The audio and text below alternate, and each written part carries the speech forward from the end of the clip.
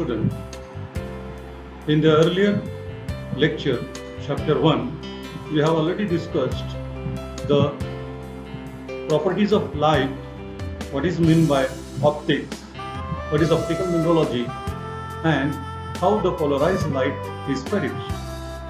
Now in today's lecture, we are going to study the petrological microscope. This is chapter number 2. In this chapter, we are going to see what is petrological microscope. Now we know microscope, but petrological microscope means what? Petrographical microscope means what? The microscope in which we study the rocks and minerals is known as petrological microscope. This petrological microscope consists of three basic parts actually. The three basic parts are the tube of microscope, this portion, stand of microscope, this portion, and stage of the microscope. So these are the three basic parts of the microscope. Now, if you discuss this part, stand of the microscope, this stand of the microscope is that part which holds all the other parts of the microscope. So this is a backbone of the microscope which holds, stand still on the table, on the surface, the microscope. Now the basic and important parts of the microscope are the tube of the microscope and stage of the microscope. The basic parts start from the base. Here is the light, the source of light, blue filter, or in some microscope, ordinary microscope, we have mirror. Through this mirror, we get the reflection of a sunlight, and the sunlight enters into this part of the microscope, which is below the stage of the microscope and also known as sub-stage of the microscope. So here is the mirror or light. Then we have condenser over here which condenses the ray of light coming out from the source of ordinary light here. Then there is a diaphragm which can be open and closed.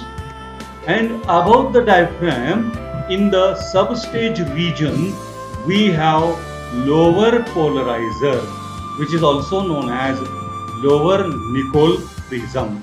Nicol prism is there. So what is Nicol prism and how it is constructed, what is the use of that Nicol prism, we are going to discuss later on. So this portion in the substage consists of lower Nicol, which is a fixed one. Its vibration is fixed, and as soon as a ray of light from the source of mirror or a ray of light enters into the polarizer, that is actually lower Nicol, the light gets polarized, and this polarized light, as soon as the light is polarized means light vibrating in one direction. That is the direction perpendicular to the direction of the ray of light. Vibrating single direction, singly vibrating ray of light comes out, which can be called as monochromatic light. This ray of light enters into the stage where the slide of the microscopic slide of the mineral or rock is kept. In this stage, the mineral is there. In that mineral, ray of light enters, and from that, the ray of light enter into this portion can be called as objective.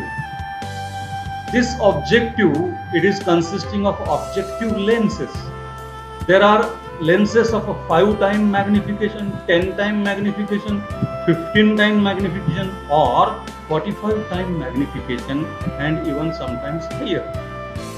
5.5 times magnification, low power objective, 10 and 15 medium power objective, and more than 45 high power objectives.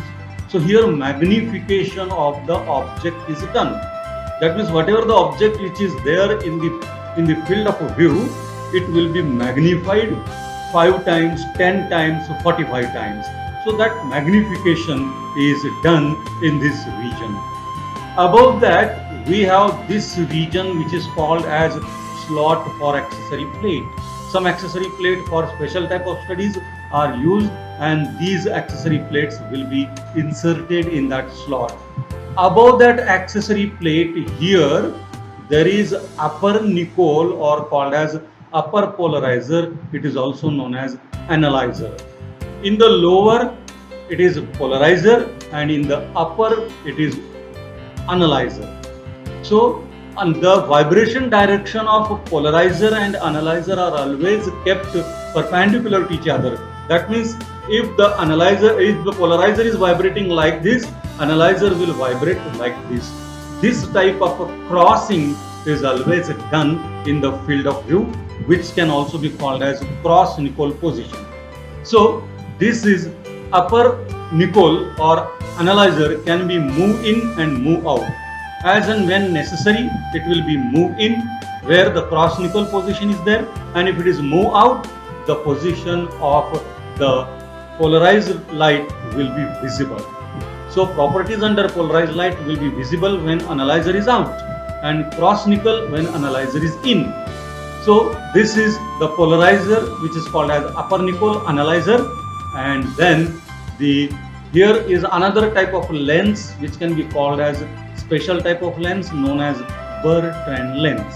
So this Bertrand lens is used for only special type of study, that means for producing the interference figure. This type of lens will be used. And the last part of the petrological microscope is the ocular position, ocular lens, where also some magnification is done 10 times or sometimes 100 times magnification, 10 times specially generally are there. And these some microscope, they have only single, that is called as monocular. Here we have two, therefore it is called as a binocular, but sometimes it may be 3 in number. It is called as a trinocular microscope, trinocular petrological microscope. So another figure where we can see the same parts are there, oculars are there, Bertrand lens is there, objectives are there, stage of the microscope is there. The special characteristic feature of the stage of the microscope is that it is marked with a 360-degree rotation. It is rotatable. To this stage, here there can be attachment of a vernier to measure the 1/10 of the degree of the we can say reading of the angle made by the mineral. So like this, these are several different parts of the petrological microscope. Now the ray diagram,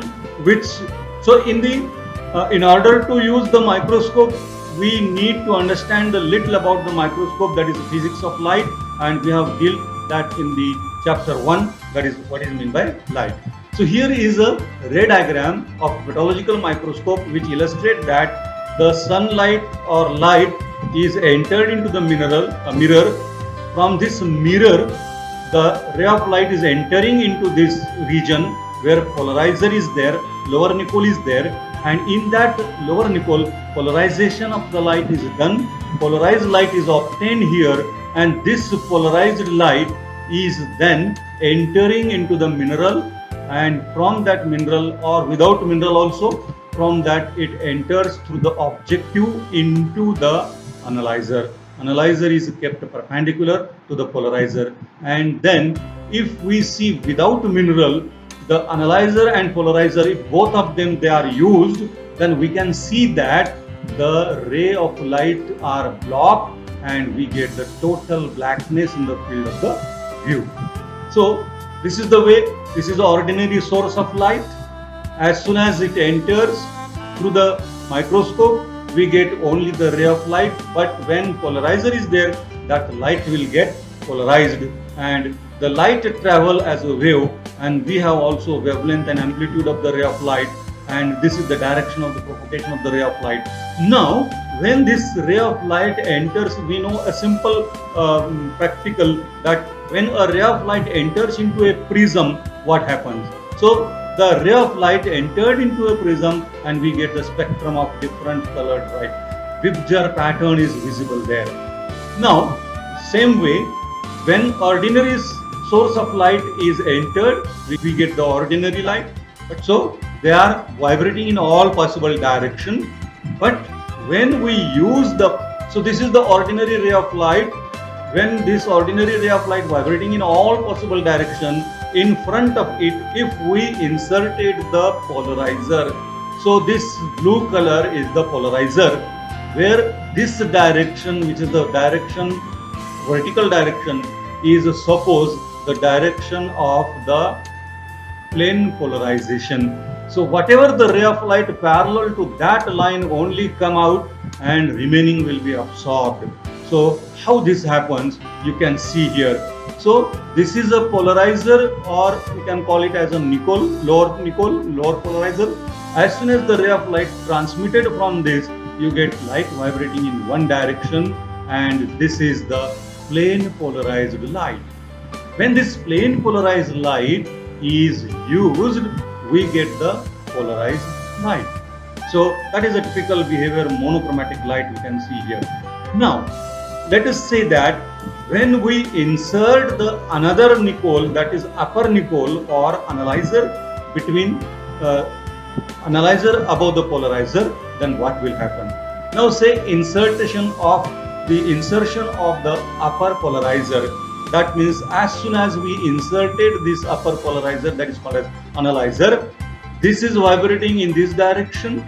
So ray of light coming out, which is called as polarized light, is vibrating in this direction. But look at this. The vibration of this is perpendicular actually to the direction of the polarizer, and this is not allowing this light to come out.